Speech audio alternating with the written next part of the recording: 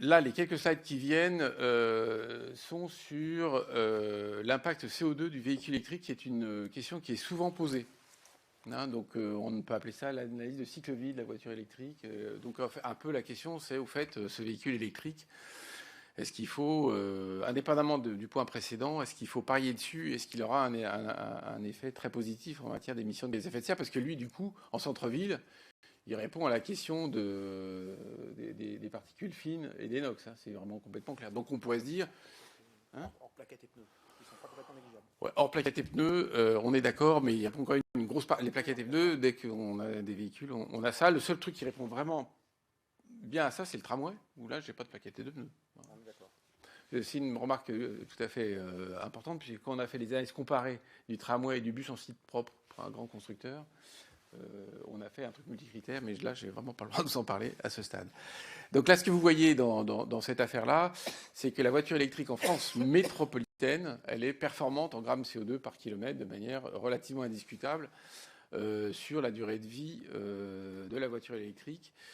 Je vais rentrer un peu plus dans le détail. Donc, on est capable de faire une analyse de cycle de vie complète. Donc, c'est des travaux qui ont été faits notamment par l'ADEME, hein, qui sont donc bien faits, sur une durée de vie complète et donc un usage à 150 000 km. On s'aperçoit que le véhicule électrique au total, sur sa durée de vie tout compris, hein, de la fabrication à la mise à la casse, il va consommer 9 tonnes de CO2 équivalent, alors que le thermique, il est à 22. Donc, on sent bien un truc, c'est qu'il y a un moment donné où les choses vont se croiser parce que les émissions liées à la fabrication sont plus importantes pour le véhicule électrique que les émissions d'usage. Donc, la courbe, elle se croise à 25 000 km d'utilisation. Donc, quand vous entendez un peu vite l'idée que la voiture électrique, c'est pas bien, parce qu'il y a beaucoup d'émissions de CO2, il y a beaucoup d'énergie dans la fabrication, c'est vrai. Mais il ne faut jamais raisonner de manière simple comme ça. Il faut aussi se dire, par ailleurs, ce véhicule, il roule. Et au fur et à mesure du fait qu'il roule, pendant les kilomètres qu'il fait, il émet moins de CO2, il consomme moins d'essence, hein, pour rappeler un chat un chat, ou moins de diesel. Et donc, il va rentabiliser son coût carbone initial à 25 000 km. J'insiste beaucoup sur le fait que c'est une affaire française, c'est-à-dire qu'on a une électricité.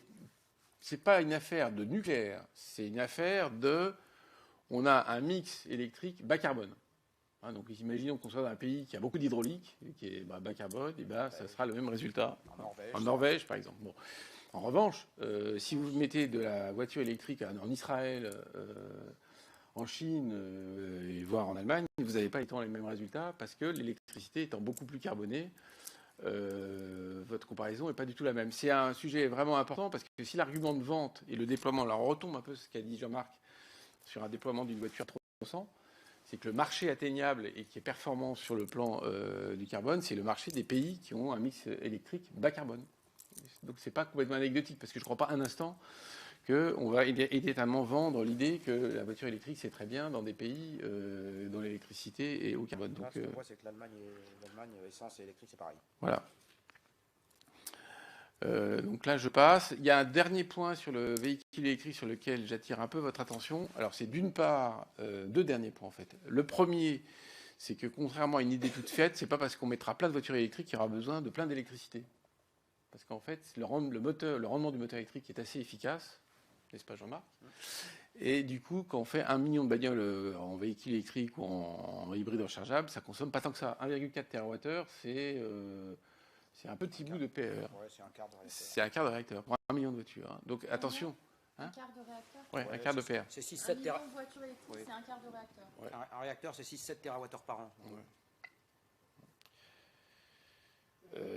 Donc on ne peut pas parier, hein, souvent j'entends ça, le fait qu'on va pouvoir consommer énormément d'électricité grâce au transfert des voitures à motorisation diesel ou essence sur la bagnole électrique, ça me paraît un peu osé. En revanche, il y a un vrai sujet sur lequel il faut être très attentif, c'est l'appel de puissance, c'est-à-dire qu'on aura tous envie en tant que consommateur de pouvoir recharger notre voiture, clac. Et là, il faut derrière de la puissance installée, sinon on risque d'avoir de mauvaises surprises. Donc ça veut dire que là, il y a un vrai sujet de tuning un peu fort sur la gestion du réseau.